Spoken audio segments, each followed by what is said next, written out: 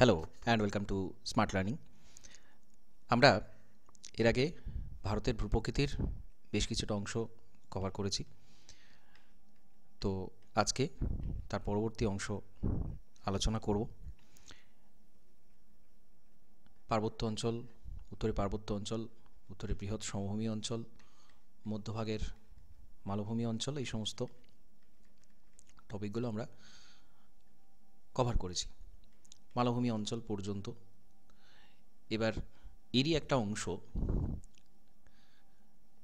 পশ্চিমঘাট পর্বত, পূর্বঘাট পর্বত এবং আরও অন্যান্য যে বিভাগগুলো রয়েছে সেইগুলো পরপর আমরা আলোচনা করব।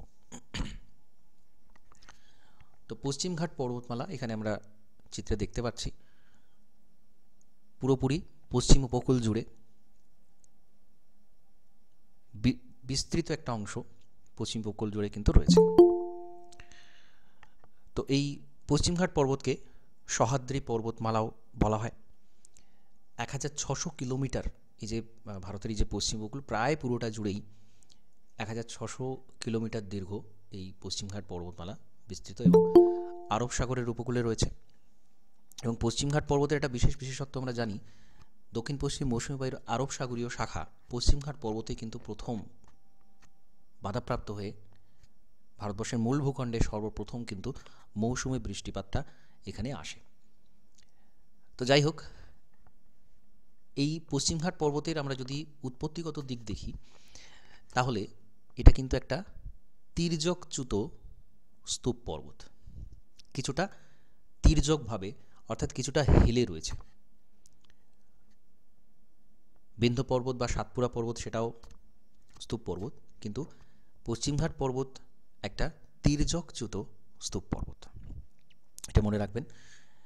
এবং এর যে ভৃগু রয়েছে, যেটা ভৃগু ঢালের যে অংশটা, পূর্ব ঢাল কিছুটা মৃদু, পশ্চিম ঢালটা কিন্তু খুব বেশি খাড়াই এবং অবশ্যই এটা একটা স্তূপ পর্বত। দাক্ষিণাত্যের এটা কিন্তু জল বিভাজিকা হিসেবে কাজ করে, দাক্ষিণাত্যের জল বিভাজিকা হিসেবে কাজ করে, এটাও একটা গুরুত্বপূর্ণ অংশ। আমরা জানি কি বিন্ধ্য পর্বত হচ্ছে উত্তর ভারত এবং দক্ষিণ ভারতের মধ্যে জল বিভাজিকার কাজ করে, আর পশ্চিমঘাট পর্বত কিন্তু দাক্ষিণাত্যের জল বিভাজিকা হিসেবে কাজ করে। এবং এর সর্বোচ্চ শৃঙ্গ হচ্ছে আনাইমুদি।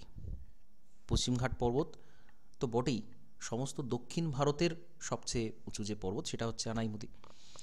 আর এর মধ্যে যে গ্যাপগুলো রয়েছে, থলঘাট, ভোরঘাট এবং পালঘাট, এই তিনটেই কিন্তু অসম্ভব গুরুত্বপূর্ণ। এর আগে কিন্তু আমরা এটা আলোচনা করেছি। এর আগে আমরা যখন বিভিন্ন মাউন্টেন পাসগুলো আলোচনা করেছি তখন কিন্তু এই যে বিভিন্ন পাসগুলো রয়েছে সেগুলো একটা চার্টের মধ্যে দেয়া ছিল। তো সেটা কিন্তু খুব ভালো করে, এবং ভারতবর্ষের ভূপ্রকৃতির যে অংশটা যখনই আমাদের পড়তে হবে তখন কিন্তু এই জায়গাগুলো খুব ভালো করে গুরুত্ব দিতে হবে, কারণ প্রচুর সংখ্যক প্রশ্ন এখান থেকে আসে, এখান থেকে প্রশ্ন থাকেই, এরকমই আমরা বলতে পারি যে ভারতের ভূগোলের যে অংশ যেখানে থাকছে সেখানে কিন্তু এই জায়গা থেকে প্রশ্ন থাকছেই। তো পশ্চিমঘাট পর্বত এবং পশ্চিমঘাট পর্বত একটানা বিস্তৃত, পূর্বঘাট পর্বতের ক্ষেত্রে কিন্তু সেরকম নয়, কিছু বিচ্ছিন্ন পর্বতের সমষ্টি। তো খুব বেশি উচ্চতা একেবারেই নয়, গড় উচ্চতা মাত্র 400 থেকে 600 মিটার, প্রায় মালভূমির মতোই আমরা বলতে পারি পূর্বঘাট পর্বত। এবং এখানে যে সর্বোচ্চ শৃঙ্গ জিন্দাগাড়া 1690 মিটার রয়েছে, যেটা অন্ধ্রপ্রদেশে, যেটাকে আরমাকোন্ডাও বলা হয়। যে কোনো অপশান থাকতে পারে, এটা নিয়ে অনেক কন্ট্রোভার্সি ছিল, কিন্তু পিএসসি যে আনসার নেয় সেটা কিন্তু জিন্দাগাড়া। পূর্বঘাট পর্বতের সর্বোচ্চ শৃঙ্গ, এটা দেখবেন বিভিন্ন জায়গায় বিভিন্ন রকম আছে, যেহেতু পিএসসির এক্সাম, পিএসসি জিন্দাগাড়াটাই কিন্তু নেয়, তো এটা মনে রাখবেন। এছাড়া সিঙ্গারাজু, মহেন্দ্রগিরি, দেওদি মুন্ডা, এইগুলো কিন্তু গুরুত্বপূর্ণ শৃঙ্গ। এবং এটাও কিন্তু একটা স্তূপ পর্বত। পূর্বঘাট পশ্চিমঘাট দুটোই কিন্তু স্তূপ পর্বত। এই উৎপত্তিগত দিকগুলো কিন্তু মনে রাখবেন, এখান থেকে প্রশ্ন থাকে। এবার সাতপুরা, সাতপুরার সর্বোচ্চ শৃঙ্গ হচ্ছে ধূপগড়। পাঁচমারি, মহাদেব পর্বত এই সর্বোচ্চ শৃঙ্গ, আর অমরকণ্টক হচ্ছে মহাকালের সর্বোচ্চ শৃঙ্গ। এর পাশেই এখানে পরপর শৃঙ্গগুলো রয়েছে। আমরা একটু এই দিকের ম্যাপটা দেখে নেব। এটা আমি বলেছিলাম আগের দিন আপনাদের, খুব ভালো করে এই ম্যাপটা অসম্ভব গুরুত্বপূর্ণ একটা ম্যাপ, এবং এখানে কিন্তু ইন ডিটেলে সব কিছু দেওয়া আছে। এখানে দেখুন বিন্ধ্য পর্বতের নিচে যে সাতপুরা রেঞ্জ রয়েছে, ঠিক আছে, এখানে দেখুন মহাদেব, মহাকাল, ঠিক আছে, অমরকণ্টকের এই যে অবস্থান এটা দেখানো রয়েছে মহাকাল পর্বতে। তো পরপর কিন্তু এগুলো বিস্তৃত।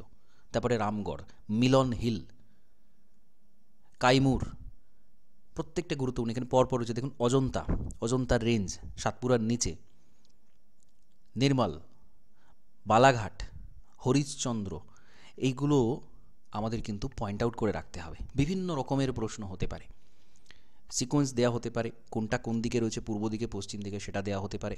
তো এই যে ম্যাপটা, পুরো ম্যাপটা যদি আমাদের খুব ভালো করে তৈরি থাকে, তাহলে কিন্তু আমাদের এই লোকেশন বেসড যে কোয়েশ্চেনগুলো হয় সেগুলো খুব ভালো করে আমরা আনসার দিতে পারবো।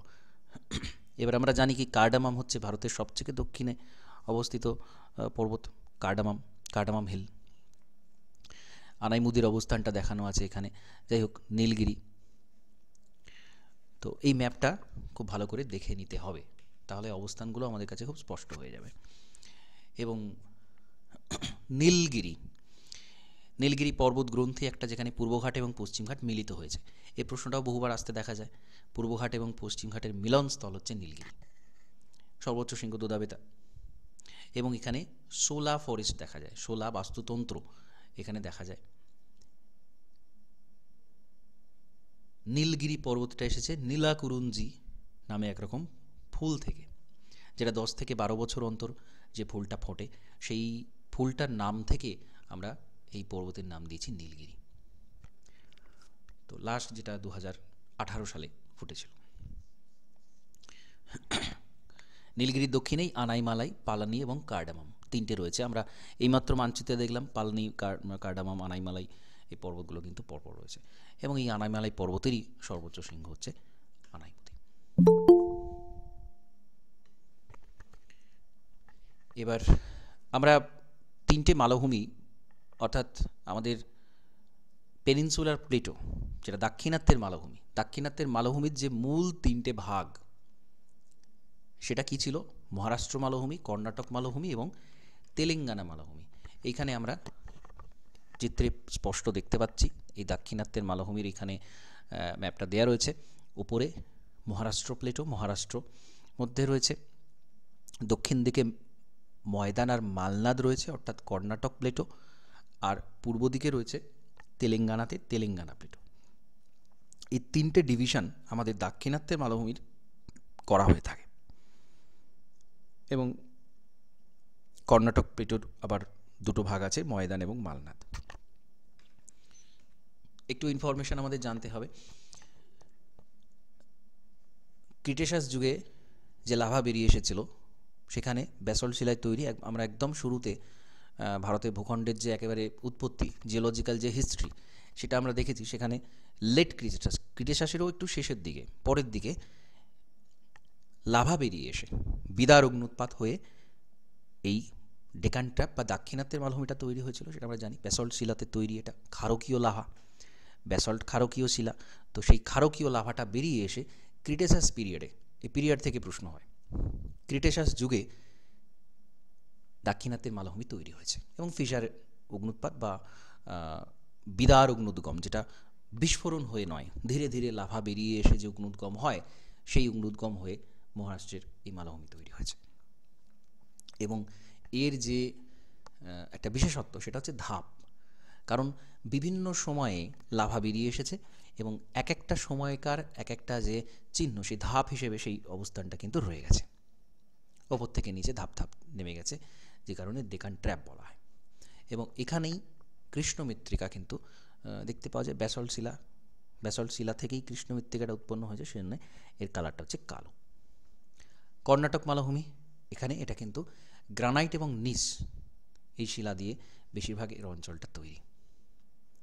এবং এখানে বাবাবুদান পাহাড় রয়েছে।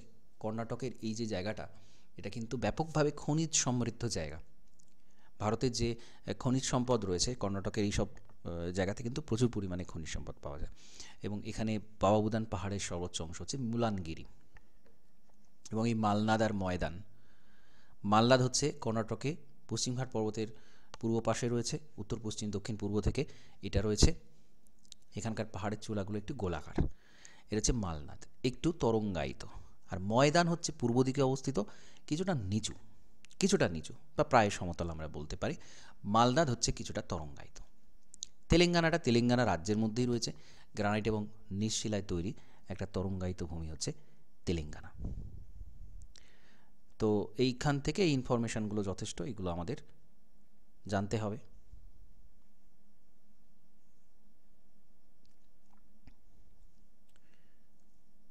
ওকে, এবার মেঘালয় মালভূমি সম্পর্কে আমাদের ডিটেলসে জানতে হবে। এখানে আমরা দেখতে পাচ্ছি বাংলাদেশের কাঁধের ঠিক ওপরে মেঘালয় রয়েছে। গারো, খাসি এবং জয়ন্তিয়া পাহাড় পরপর রয়েছে, পশ্চিম থেকে পূর্ব দিকে গারো, খাসি, জয়ন্তিয়া। এবং আসামের কার্বি আলং এই মালভূমিটা, যেটা মিকির পাহাড়ি অঞ্চল রয়েছে, এখানে মিকির রয়েছে, দেখতে পাবেন মিকির, এই ঠিক জয়ন্তিয়ার একটু উপরের দিকে কিন্তু মিকির রয়েছে, সেটাও কিন্তু এরই অন্তর্গত। এবং সবচেয়ে গুরুত্বপূর্ণ যেটা, সেটা হচ্ছে মেঘালয় মালভূমি দাক্ষিণাত্য মালভূমিরই কিন্তু একটা অংশ।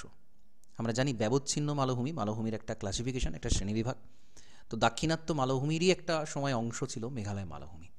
মাঝখানে কিন্তু চলে এসেছে, বর্তমানে রয়েছে, সেটা হচ্ছে বেঙ্গল বেসিন এরিয়া দিয়ে মেঘালয় এবং দাক্ষিণাত্যের মালভূমি এই দুটো কিন্তু বিচ্ছিন্ন। ঠিক আছে, তো এবার বেঙ্গল বেসিনে কি রয়েছে, তার উপর পলি পড়ে পুরো একদম বিরাট বিস্তৃত একটা পলি সঞ্চয় হয়ে আমাদের সমভূমি অঞ্চলটা করেছে এবং মেঘালয় মালভূমি দাক্ষিণাত্যের মালভূমিকে বিচ্ছিন্ন করে দিয়েছে। তো এটা কিন্তু একটা দাক্ষিণাত্য মালভূমিরই অংশ, এটা আমাদের জানতে হবে, কনসেপচুয়াল কোয়েশ্চেন হতে পারে। মেঘালয় মালভূমি দাক্ষিণাত্য মালভূমিরই একটা অংশ। ভূ আন্দোলন চ্যুতির ফলে এটা সরে গিয়ে তৈরি হয়েছে, মধ্যে গঙ্গা ব্রহ্মপুত্রের পলি দ্বারা ভরাট রয়েছে।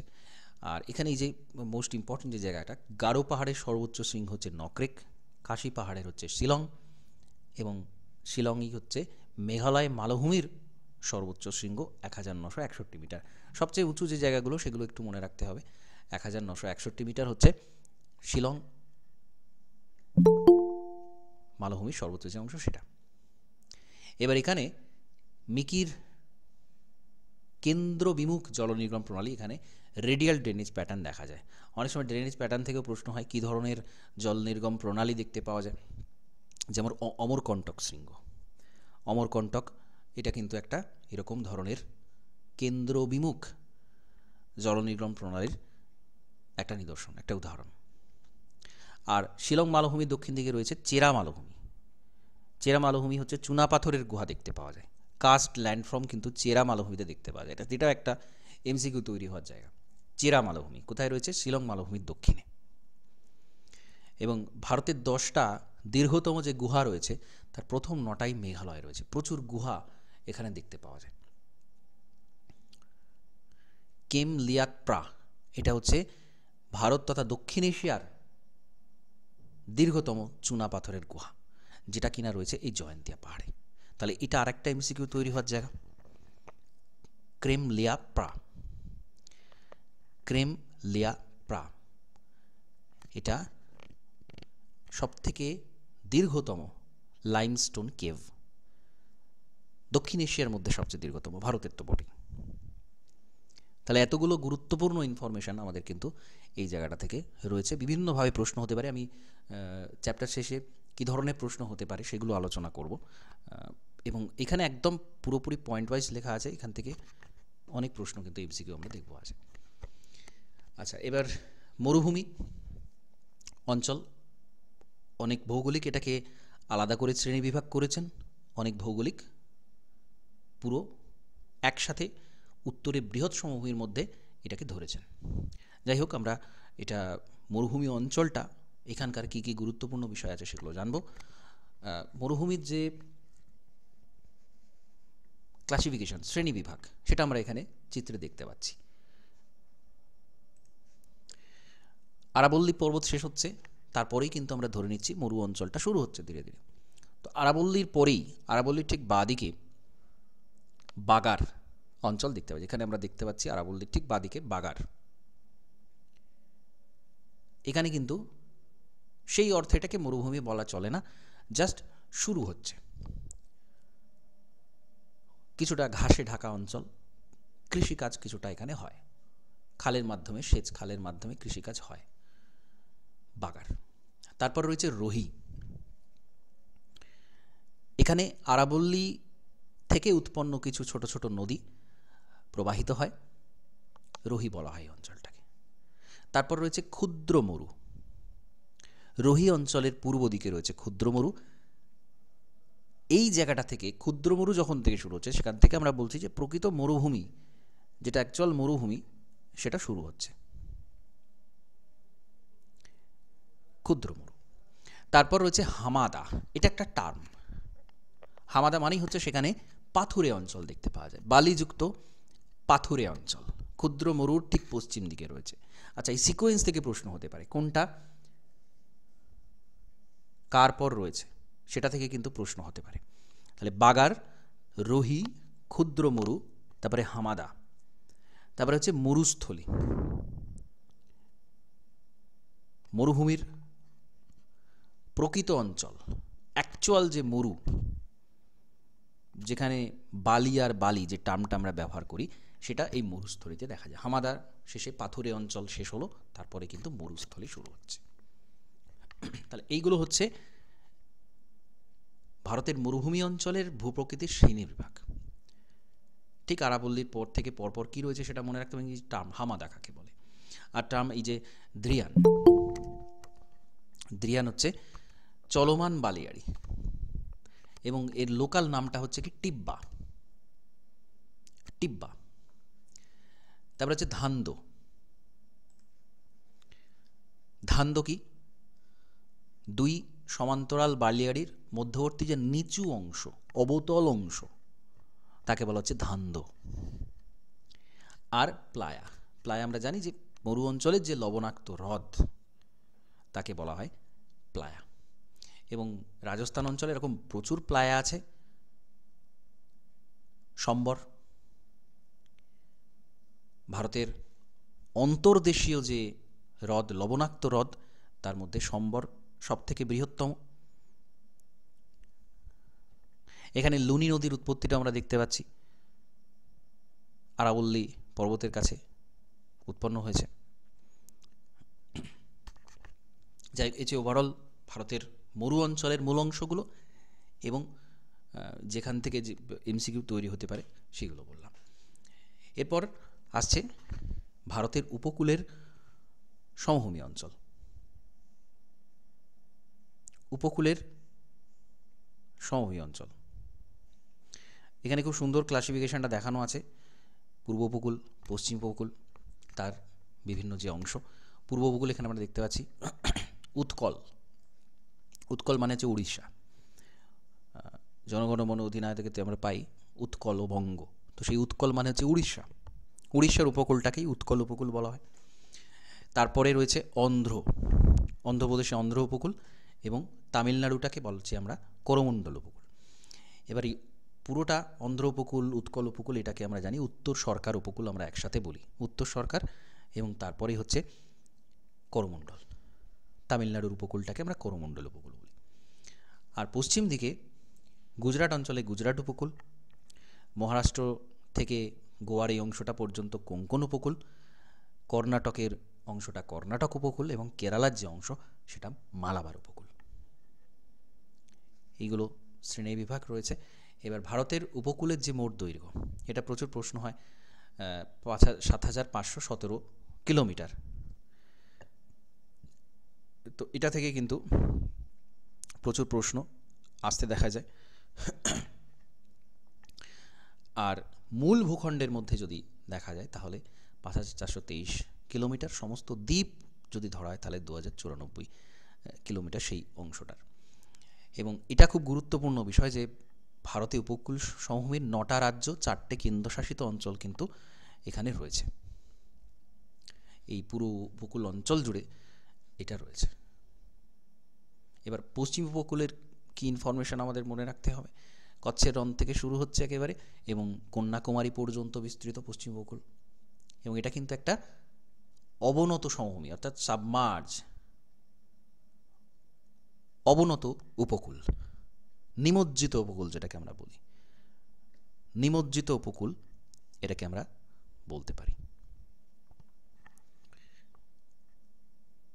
পূর্ব উপকূলের সমূহের তুলনায় এটা সংকীর্ণ, এর প্রস্থ হচ্ছে 10 থেকে 80 কিলোমিটার, তুলনামূলক ছোট দৈর্ঘ্যে বিস্তারের দিক থেকে, এবং এটা অনেক বেশি ভঙ্গুর উপকূল। পোতাশ্রয়ের সংখ্যা এই কারণে বেশি, স্বাভাবিক পোতাশ্রয় দেখতে পাওয়া যায়, অর্থাৎ বন্দর তৈরির জন্য যেটা সবচেয়ে বেশি প্রয়োজনীয় ভগ্ন উপকূল যেটাকে আমরা বলি, ভাঙা উপকূল, সেটা পোতাশ্রয় তৈরির জন্য সুবিধাজনক। সেই ভাঙা ভগ্ন উপকূলটা কিন্তু ন্যাচারালি পশ্চিম উপকূলে দেখতে পাওয়া যায়, এবং পশ্চিম উপকূলে এই জন্য দেখবো আমরা বন্দর গড়ে তোলাটা কিন্তু খুব সুবিধাজনক, যেহেতু ভঙ্গুর উপকূল। যেমন এই কান্দালা, মাজাগাঁও, নভসেভা, মারমাগাঁও, এই সমস্ত এগুলো কিন্তু সব ভগ্ন উপকূলের মধ্যে রয়েছে, যে জন্য ন্যাচারাল হারবার এখানে তৈরি হওয়াটা কিন্তু সম্ভব হয়েছে। এটা হলো, এবং এখানকার নদীগুলো কিন্তু মোহনায় বদ্বীপ তৈরি করে। আমরা জানি নর্মদা, তাপ্তি, সবরমতী, মাহি যে নদীগুলো রয়েছে এখানকার নদীতে কিন্তু বদ্বীপ নেই, খাঁড়ি তৈরি হয়ে আরব সাগরের সাথে মিশেছে। গুজরাট উপকূল,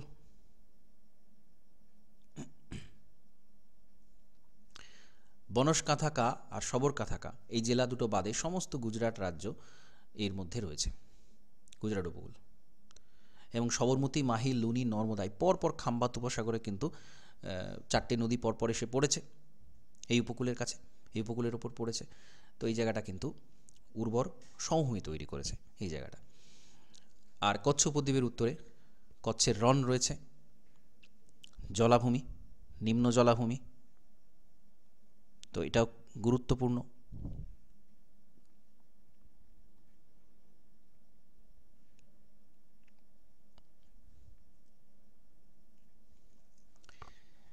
এবার রণগুলো থেকে গ্রীষ্মকালে প্রচুর লবণ পাওয়া যায়, প্রচুর পরিমাণে লবণ পাওয়া যায়।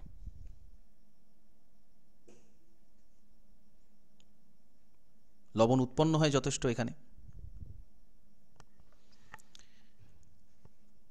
গুলফ অফ কচ্ছ রয়েছে, কচ্ছ উপসাগর রয়েছে এখানে, এবং এখানে এই যে গুরুত্বপূর্ণ পাহাড়গুলো রয়েছে, গিরনার, মান্ডব, এই যে গির অরণ্য, গির ন্যাশনাল পার্ক, সেটা কিন্তু এইখানেই রয়েছে। গোরখনাথ হচ্ছে শৃঙ্গ, যেটা গুজরাটের সর্বোচ্চ শৃঙ্গ। গোরখনাথ 1117 মিটার, আগ্নেয় শিলায় তৈরি, এটা ইম্পর্টেন্ট।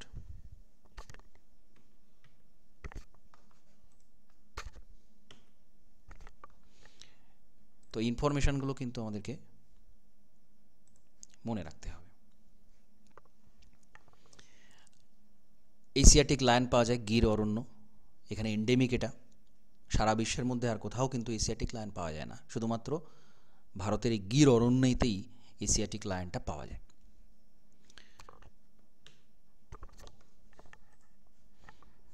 আচ্ছা, গুজরাট উপকূলের পরে কোঙ্কণ উপকূল, একদম গুজরাটের পথ শেষ হচ্ছে, মহারাষ্ট্র শুরু হচ্ছে, গোয়া পর্যন্ত এটা রয়েছে। এবং সবচেয়ে বেশি ভগ্ন সমুদ্র উপকূল যদি বলা হয় কোনটা, সেটা কিন্তু কোঙ্কণ উপকূল। জওহরলাল নেহেরু বন্দর, মুম্বাই বন্দর, এই দুটো অতি গুরুত্বপূর্ণ পশ্চিম দিকের বন্দর, এটা কিন্তু এই কোঙ্কণ উপকূলে রয়েছে। এটা ঘুরিয়ে অনেক সময় বিভিন্নভাবে প্রশ্ন হতে পারে, তো কোন উপকূলে এটা রয়েছে, সেটা রয়েছে কোঙ্কণ উপকূলে। তারপরে কর্ণাটক উপকূল, সবচেয়ে সংকীর্ণ, মাত্র 8 থেকে 25 কিলোমিটার এখানে চওড়া। আর শরাবতীর উপরে যে গুরসাপ্পা জলপ্রপাত, সেটা কিন্তু এই কর্ণাটক উপকূলেতেই দেখতে পাওয়া যায়।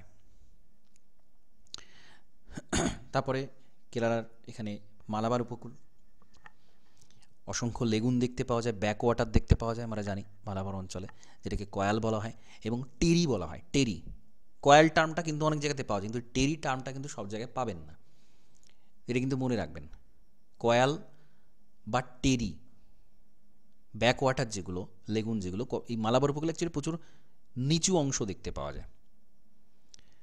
ভারতের সবচেয়ে নিচু অংশ কোথায় বলতে পারবেন? ভারতের যদি বলা হয় সবচেয়ে নিম্নতম অংশ কোনটা, সেটা কোনটা? 0 মিটার থেকে অনেকটা নিচে রয়েছে, সেটাই কেরালাতেই রয়েছে। কোথায় সেটা?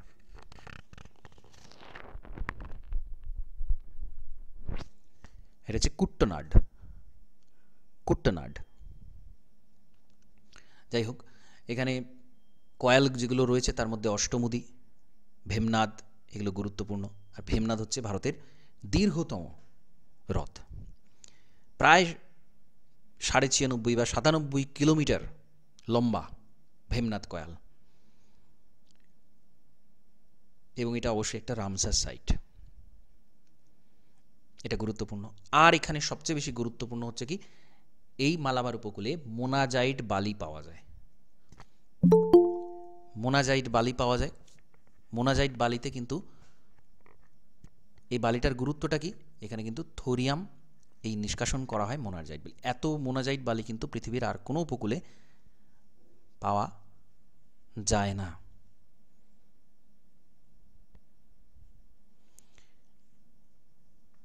হলো, এবার পূর্ব উপকূল। পূর্ব উপকূলে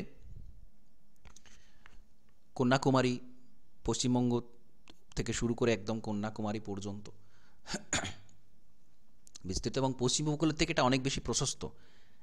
এটাও একটা পয়েন্ট, এমসিকিউ হতে পারে। পশ্চিম উপকূল বেশি চওড়া নাকি পূর্ব উপকূল বেশি চওড়া? তাহলে পূর্ব উপকূলটা কিন্তু অনেক বেশি প্রশস্ত, এবং আমরা জানি এখানে প্রত্যেকটা নদী, বড় নদীগুলোর মোহনাতে কিন্তু বদ্বীপ রয়েছে, এবং উপকূলটা ভগ্ন উপকূল নয়, ন্যাচারালি ভগ্ন নয়, সেজন্য বন্দরের সংখ্যা কম।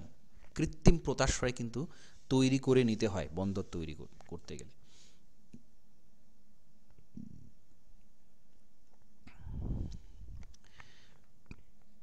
করমণ্ডল উপকূল, আমরা যদি একদম দক্ষিণ দিক থেকে দেখি, তামিলনাড়ুর উপকূলটাকেই করমণ্ডল উপকূল কিন্তু বলা হয়। কন্যাকুমারী থেকে পুলিকট হ্রদ পর্যন্ত এই বাউন্ডারিটা মনে রাখবেন। করমণ্ডল উপকূলের এই যে অংশটা রয়েছে, করমণ্ডল উপকূলের এই যে অংশটা রয়েছে, এটা কিন্তু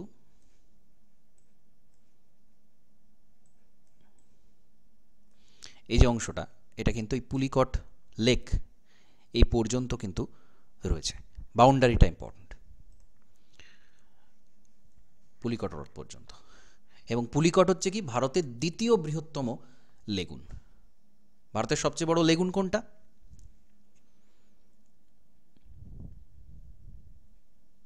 চিল্কা। চিল্কা।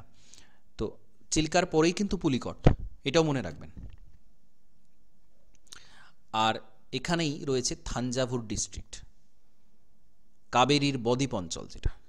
থাঞ্জাভুর জেলার গুরুত্বটা কি, বছরে এখানে দুবার বৃষ্টি হয়, দক্ষিণ পশ্চিম মৌসুমী বায়ুর সময় একবার, আর প্রত্যাবর্তনকারী মৌসুমী বায়ুর সময় আরও একবার। থাঞ্জাভুর জেলা তামিলনাড়ুর, এখানে বৃষ্টিটা হয়, এবং এখানে একে দক্ষিণ ভারতের শস্য ভাণ্ডার বলা হয়, গ্র্যানারি অফ সাউথ ইন্ডিয়া। আর কি মান্নার উপসাগর এবং পক প্রণালী তামিলনাড়ু থেকে শ্রীলঙ্কাকে আলাদা করেছে আমরা জানি। পক প্রণালী রয়েছে এখানে, এখানে পক প্রণালী রয়েছে। আচ্ছা, এবার পুলিকট পর্যন্ত ছিল করমণ্ডল উপকূল। পুলিকটের পর থেকে ওড়িশা উপকূলের আগে পর্যন্ত পুরো অন্ধ্রপ্রদেশটা জুড়ে, অন্ধ্রপ্রদেশ উপকূল অঞ্চল জুড়ে অন্ধ্র উপকূল রয়েছে, এবং এখানে কিন্তু গোদাবরী এবং কৃষ্ণা নদী পরপর কিন্তু বদ্বীপ এখানে তৈরি করেছে। আর গোদাবরী কৃষ্ণার মাঝে রয়েছে কোলেরু লেক, কোলেরু হ্রদ। প্রচুর প্রশ্ন হয় এখান থেকে, বহুবার প্রশ্ন হয় যে কৃষ্ণা এবং গোদাবরী নদীর মাঝে কোন হ্রদ রয়েছে, তো কোলেরু। এখানে কিন্তু খনিজ তেলের বড় ভাণ্ডার রয়েছে। কৃষ্ণা গোদাবরী যে বেসিন এরিয়া, কৃষ্ণা গোদাবরীর যে বেসিন এরিয়া, এই জায়গাটাতে এখানে কিন্তু খনিজ তেল রয়েছে। বিশাখাপত্তনম, মাছলিপত্তনম এখানে প্রধান বন্দর। আর অন্ধ্র শেষ হচ্ছে উড়িষ্যা, উৎকল উপকূল। মহানদী, বৈতরণী, ব্রাহ্মণী এই নদীগুলো এখানে এসে পড়েছে। তো নদী কোন উপকূলে পড়েছে সেটাও কিন্তু ইম্পর্ট্যান্ট। কৃষ্ণা গোদাবরীর মধ্যে কোনোটা তামিলনাড়ুতে গেছে কিনা, বা আমরা যদি প্রপার না জানি, ম্যাপ স্টাডি খুব ভালো করে না করি, তাহলে কিন্তু এইগুলো পরীক্ষার সময় কনফিউশন তৈরি করে দেয়। তো খুব ভালো করে ম্যাপ স্টাডি করতে হবে, তার সাথে সাথে ওভারঅল কিন্তু এগুলো পড়তে হবে। আচ্ছা, এটা হলো চিল্কা রয়েছে উৎকল উপকূল, উড়িষ্যা উপকূলে চিল্কা লেগুন রয়েছে, চিল্কা সবথেকে বড় লেগুন। আর উত্তর সরকার উপকূল বলা হয়। কৃষ্ণা নদীর বদ্বীপ থেকে সুবর্ণরেখার মোহনা পর্যন্ত পুরো অংশটাকে বলা হয় উত্তর সরকার উপকূল। অর্থাৎ এই অন্ধ্র উপকূল এবং উৎকল উপকূল এই দুটো একত্রে আমরা বলি উত্তর সরকার উপকূল। এরপর মোস্ট ইম্পর্টেন্ট যেটা, সেটা হচ্ছে ইন্ডিয়ান আইল্যান্ড, ভারতের দ্বীপপুঞ্জ। প্রচুর প্রশ্ন এখান থেকে হয়। আন্দামান নিকোবর দ্বীপপুঞ্জ, এবং এখানে যে ম্যাপটা আমরা দেখতে পাচ্ছি, এখানে এই ম্যাপ স্টাডিটা কিন্তু খুব ভালো করে করতে হবে, ম্যাপ স্টাডি করতে হবে খুব ভালো করে।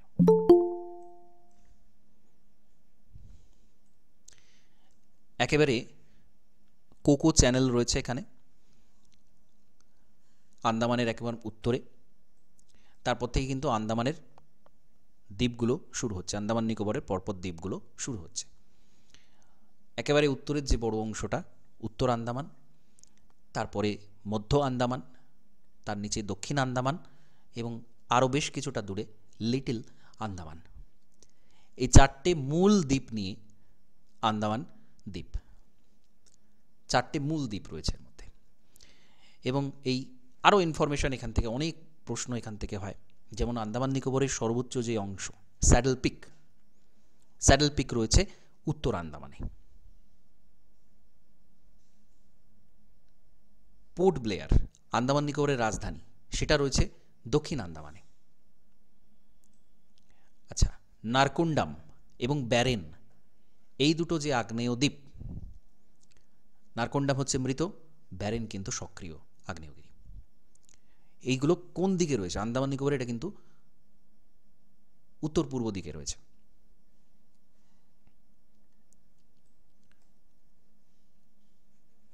আর এই ডানকান প্যাসেজ, ডানকান প্যাসেজ কোথায় পড়ছে, কাদের মধ্যে পড়ছে?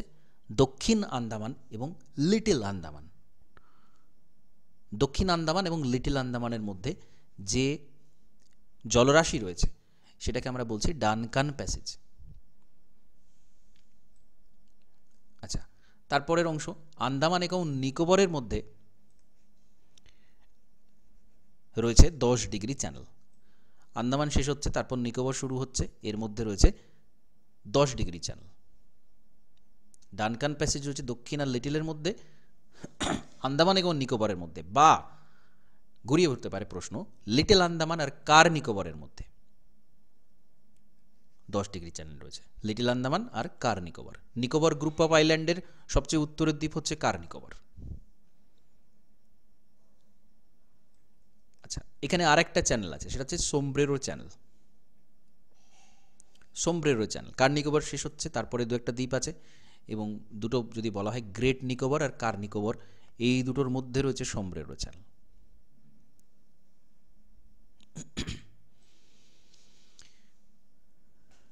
হলো। আর Great Nicobar, Nicobar group of আইল্যান্ডের সবথেকে বড় দ্বীপ, সবথেকে দক্ষিণের দ্বীপ হচ্ছে গ্রেট নিকোবর। কার নিকোবর, তারপরে লিটল নিকোবর, ছোট নিকোবর, তারপরে হচ্ছে গ্রেট নিকোবর। এবার ছোট নিকোবর আর গ্রেট নিকোবরের মধ্যে আবার সেন্ট জর্জেস চ্যানেল আছে। আর দক্ষিণে একদম নিকোবরের শেষে রয়েছে গ্রেট চ্যানেল। ওপরে ছিল কোকো, এখানে great channel. Cocoa channel are great চ্যানেলের মাঝখানে রয়েছে পুরো Andaman Nicobar group of island. তাহলে এখানে থেকে প্রচুর প্রশ্ন হয়, এই জায়গাটা থেকে প্রচুর প্রশ্ন হয়, প্রচুর প্রশ্ন হওয়ার জায়গা রয়েছে।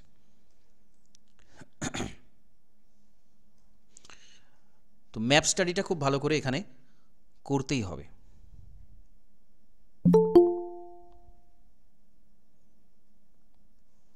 ঠিক আছে, এই ম্যাপটা কিন্তু অবশ্যই প্রত্যেকে খুব ভালো করে এই ম্যাপটা অবশ্যই তৈরি করবেন, কারণ এখানে অনেক খুঁটিনাটি জিনিস আছে, এবং যেটা ম্যাপ স্টাডি ছাড়া কিন্তু মনে রাখা সম্ভব নয়। এই যে আলাদা আলাদা চ্যানেলগুলো ঠিক কোনটার মাঝখানে কোনটা রয়েছে, এটা পরীক্ষার সময় কনফিউশন তৈরি হওয়ার ব্যাপক জায়গা রয়েছে। তো খুব ভালো করে ম্যাপ স্টাডি করবেন। সবচেয়ে ভালো হয় যদি এটাকে দেখে খাতায় একটু ড্র করে নিতে পারেন, সেটা সবথেকে বেশি মনে থাকবে। ঠিক আছে,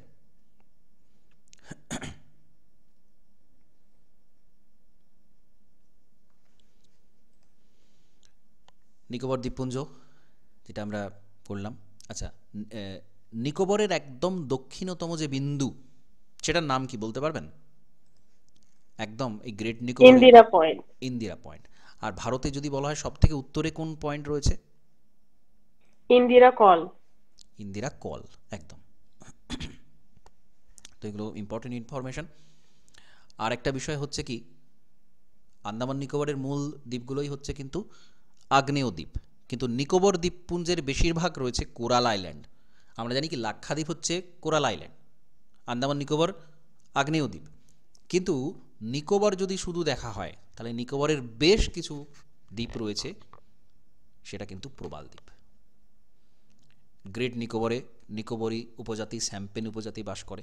এখানে উপজাতিদের নিয়েও অনেক প্রশ্ন হয়, যদিও সেটা আলাদা টপিক, হিউম্যান জিওগ্রাফির পোর্শন, কিন্তু এখানে এই গ্রেট নিকোবরে নিকোবরি, স্যাম্পেন এই উপজাতিরা দেখতে পাওয়া যায়। নিকোবর দ্বীপপুঞ্জ যদি শুধু দেখা হয় তাহলে সেটা কিন্তু মাউন্ট থুলিয়ার সব থেকে উঁচু অংশ। আন্দামান নিকোবরের যদি দীর্ঘতম নদী জিজ্ঞাসা করা হয় সেটা হচ্ছে কালপং, যেটা স্যাডেল পিক থেকে তৈরি হয়েছে। তো এইসব information. The great rubber carp, যেটা বিরল প্রজাতির একটা কাঁকড়া, সেটা এখানে দক্ষিণ আন্দামানে দেখতে পাওয়া যায়।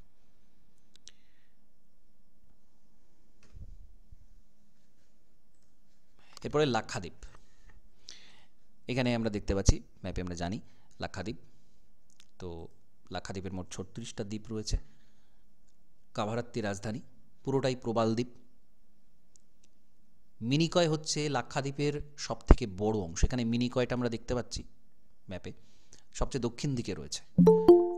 লাক্ষাদ্বীপের মধ্যে সব থেকে দক্ষিণ দিকে রয়েছে মিনিকয়। এটাও একটা প্রশ্ন তৈরি হওয়ার জায়গা। এবং এখানে আবহাওয়া পর্যবেক্ষণ কেন্দ্র রয়েছে। ঠিক লাক্ষাদ্বীপের দক্ষিণেই রয়েছে মালদ্বীপ, দ্বীপরাষ্ট্র মালদ্বীপ। মিনিকয় এবং মালদ্বীপের মধ্যে 8 ডিগ্রি চ্যানেল রয়েছে। মিনিকয় মালদ্বীপের মধ্যে, বা আমরা বলতে পারি লাক্ষাদ্বীপ এবং মালদ্বীপের মধ্যে 8 ডিগ্রি চ্যানেল রয়েছে। 8 ডিগ্রি চ্যানেল দিয়ে পরস্পর এরা বিচ্ছিন্ন। তাহলে এই যে পুরো অধ্যায় ভারতের ভূপ্রকৃতির যে শ্রেণীবিভাগ, এই অধ্যায়টা কিন্তু যথেষ্ট ইনফরমেটিভ অধ্যায়। প্রচুর পরিমাণে প্রশ্ন এখান থেকে তৈরি হয়, প্রচুর পরিমাণে প্রশ্ন কিন্তু এখানে আসতে দেখা যায়। তাহলে ওভারঅল একদম সেই জিওলজিক্যাল হিস্ট্রি থেকে শুরু করে, শিলাবিন্যাস থেকে শুরু করে, মাউন্টেন পাস, কোথায় কোনটা কি রেঞ্জ রয়েছে, কত উচ্চতা, ইত্যাদি ইত্যাদি প্রচুর প্রচুর ইনফরমেশান এই অধ্যায়ে রয়েছে। এবং সবথেকে ভালো যে পদ্ধতি সেটা হচ্ছে ম্যাপ স্টাডি করা। এবং এই যে বিভিন্ন পাসগুলো রয়েছে, চার্টের মাধ্যমে, ম্যাপের মাধ্যমে আমরা যত বেশি এটাকে স্টাডি করব বারবার, তত কিন্তু ভালো করে আমাদের এই অধ্যায়টা তৈরি হবে। ঠিক আছে, ওভারঅল অধ্যায়ের এই অংশগুলো রয়েছে। এবার আমি এখান থেকে কী ধরনের প্রশ্ন ডাইরেক্ট হয় সেগুলো একটু বলছি। ঠিক আছে, যদি বলা হয় পৃথিবীর উচ্চতম গিরিপথ কোনটা, পৃথিবীর উচ্চতম গিরিপথ কোনটা, ভারতেই রয়েছে, কোনটা বলতে পারবেন? এটা পড়ানোর সময় আগের দিন বলেছিলাম।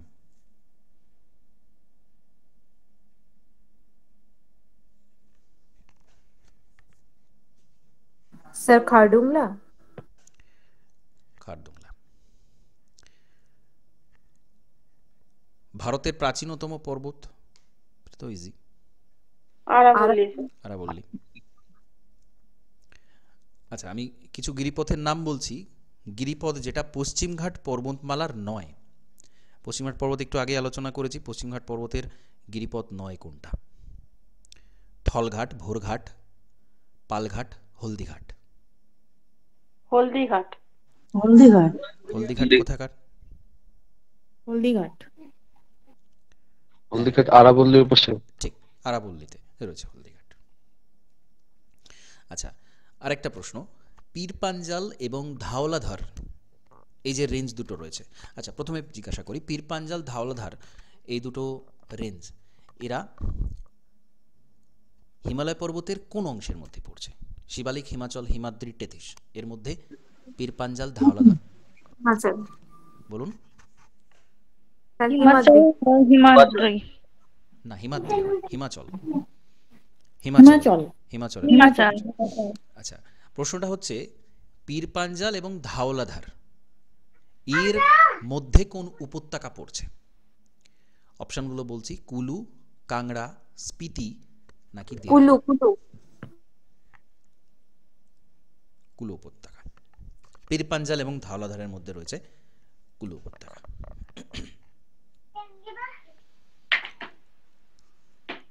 ভারতের কোন উপকূলটা সব থেকে বেশি ভগ্ন?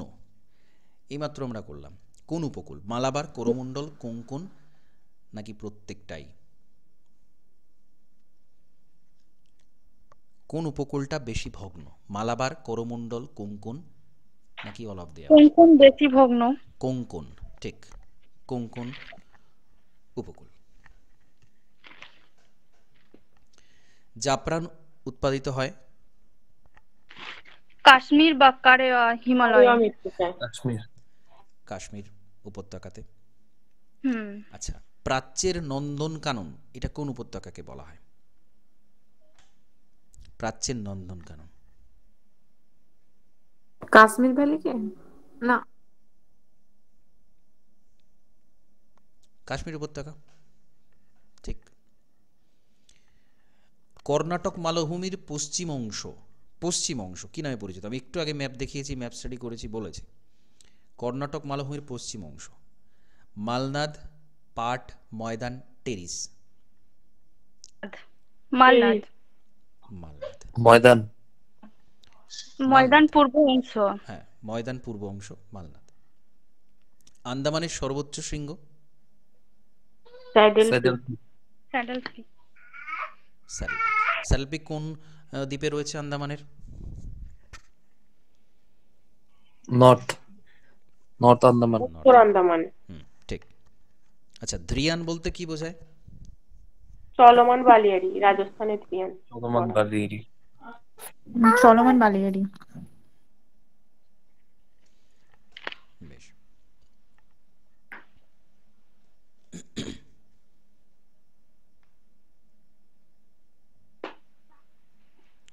কোন সমুদ্র সৈকতকে ভেনিস অফ দ্য ইস্ট বলা হয়?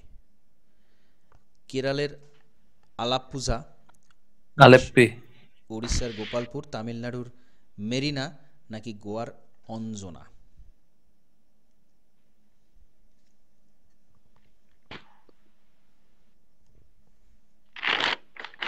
আলাপ্পুজা। হ্যাঁ, কেরালা। প্রশ্নটা আর একবার বললে ভালো হয়। ভেনিস অফ দ্য ইস্ট কোন সমুদ্র সৈকতকে বলা হয়? Venice of the east. Sir কেন বলা হচ্ছে? এটা উপকূলটা, দেখুন, ভেনিস শহরটা হচ্ছে জলমগ্ন একটা অংশ, মানে তার উপরেই শহরটা রয়েছে। তো এই জায়গাটা, এই উপকূলটা হচ্ছে খুব নিচু, যেটা একটু আগে বলছিলাম যে মালাবার উপকূল যেটা রয়েছে, মালাবার উপকূল কিন্তু খুব নিচু অংশ। কিছু কিছু জায়গায় জলমগ্ন রয়েছে। ব্যাক ওয়াটারগুলো কিন্তু এই কারণেই দেখা যায়, সমুদ্রের নোনা জল, এই ব্যাক ওয়াটার এই কারণেই দেখতে পাওয়া যায় এখানে, নিচু এলাকা বলে। তো এটা, এই আলাপ্পুজা তো এরকমই একটা জায়গা, ঠিক ভেনিসের মতোই। তো এই জন্য এটাকে ভেনিস অফ দ্য ইস্ট বলা হয়, সমুদ্র সৈকতটাকে, নিচু এলাকা, জলমগ্ন এলাকা, ঠিক আছে। এবং যেটা একটু আগে যেটা বললাম যে কুট্টানাড, কেরালার কুট্টানাড হচ্ছে সব থেকে নিচু অংশ, সারা ভারতবর্ষের মধ্যে সব থেকে নিচু অংশ।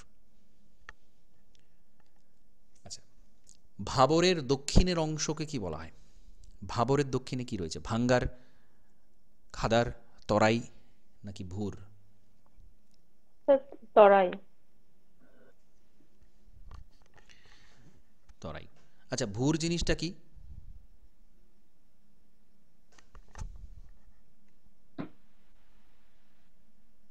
ভুর জিনিসটা কি? মৃত্তিকার উপরে কি লবণের সঞ্চয়, যেটা মানে উষ্ণ অঞ্চলে যে মৃত্তিকার উপরে না, লবণ সঞ্চয়। লবণ নয়, লবণ নয়। বালি মৃত্তিকা। বালি মৃত্তিকা স্যার, বালি মৃত্তিকা। বালি মৃত্তিকাকে কি ডাইরেক্ট ভুর বলা হয়? ভুর এই টার্মটা অ্যাকচুয়াল কিসের জন্য ইউজ করা হয়? পাঞ্জাবে বলা হয় ভোর। না, বলছি কি, কাকে রাজস্থান। বলা হয়, স্পেসিফিক কাকে বলা হয়? পুরো সঠিক উত্তরটা ঠিক আসছে না। স্যার শুষ্ক সমভূমি অঞ্চলে মানে অঞ্চলে গঙ্গার তীরে যে ছোট ছোট বালিয়াড়ি দেখা ঠিক, যায় সেগুলোকে তো হ্যাঁ, ভুর বলা হয়। একদম একদম মূল যেটা দেখা যায় সেটা হচ্ছে গঙ্গা যমুনার যে দোয়াব অঞ্চল, সেখানে সব থেকে বেশি ভুর দেখতে পাওয়া যায়। এবং ভুর হচ্ছে বালিয়াড়ি, সমতল অঞ্চলের যে বালিয়াড়ি সেইটাকে বলা হচ্ছে ভুর। ঠিক আছে, বিগত বছরে বিভিন্ন এখানে প্রশ্ন দেখলেই দেখতে পাবেন ভুর কাকে বলা হয়, এটা প্রশ্ন এসেছে। তো এটা কোন পর্বতটা হচ্ছে একটা তির্যকচ্যুত স্তূপ পর্বত? ভারতের যে পর্বতগুলো রয়েছে, তির্যকচ্যুত স্তূপ পর্বত কোনটা? বিন্ধ্য পর্বত। না, সাতপুরা। তির্যকচ্যুত পশ্চিমঘাট। পশ্চিমঘাট পড়ানোর সময়তে বললাম পশ্চিমঘাট পর্বতটা স্তূপ পর্বত, কিন্তু এটা হেলে রয়েছে, তির্যকভাবে রয়েছে। তো তির্যকচ্যুত স্তূপ পর্বত, অর্থাৎ এটা আরব সাগরের দিকে, অ্যাঙ্গেলটা ঢালটা কিন্তু আরব সাগরের দিকে। আচ্ছা, আরেকটা জিনিস দেওয়া হয়, সেটা হচ্ছে ক্রম অনুসারে হিমালয় পর্বতের শ্রেণীগুলো যদি সাজানো হয়, ঠিক আছে, দক্ষিণ থেকে উত্তরে, এটা একটু শিবালিক হিমালয়, হিমাচল হিমালয়, হিমাদ্রি হিমালয়, তারপর টেথিস হিমালয়। এবার ধরুন পীর পাঞ্জাল দেয়া হলো, পীর পাঞ্জাল দেয়া হলো, উচ্চ হিমালয়, পীর পাঞ্জাল, জাস্কার, লাদাখ, কারাকোরাম, এটাকে সাজান দক্ষিণ থেকে উত্তরে। পীর পাঞ্জাল, তারপর উচ্চ হিমালয়, তারপর জাসকার, তারপর লাদাখ, তারপর কারাকোরাম। ঠিক, একদম ঠিক। ম্যাপটা মনে রাখবেন, তাহলেই হবে। এখানে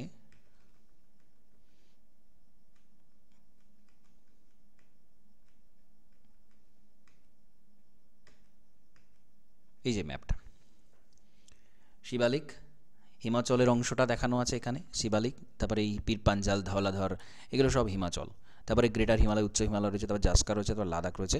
এখানে কারাকোরামটা নেই, এখানে হচ্ছে কারাকোরাম, লাদাখের ঠিক ওপরে কারাকোরাম। এই সিকোয়েন্স জিজ্ঞাসা করা হয় উত্তর থেকে দক্ষিণে বা দক্ষিণ থেকে উত্তরে। ঠিক আছে, স্পেসিফিক ম্যাপ স্টাডি করলে এটা খুব ভালো করে আনসার দেওয়া সম্ভব।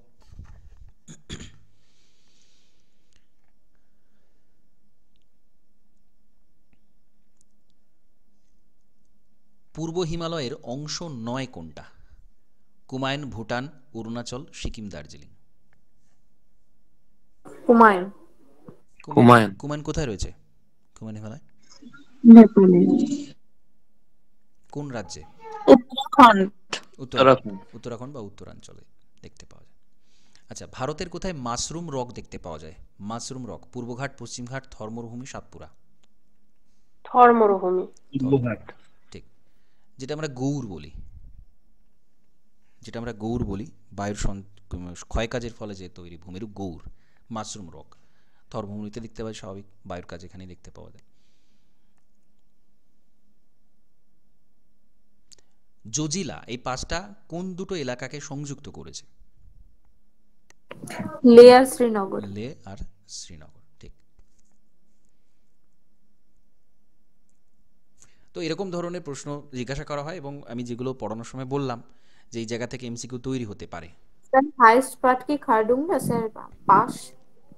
হ্যাঁ, হাইস্ট মোটরেবল রোড খারদুংলা, ঠিক আছে, সব থেকে উঁচু গিরিপথ যেখান দিয়ে মোটর চলাচল।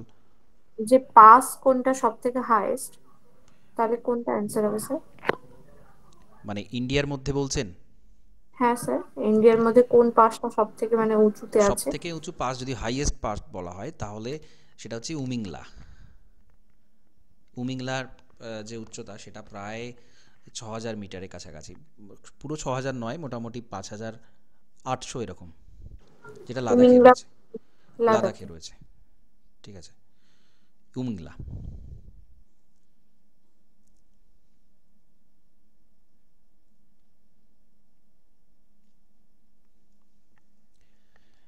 ঠিক আছে, আর কিছু প্রশ্ন আছে?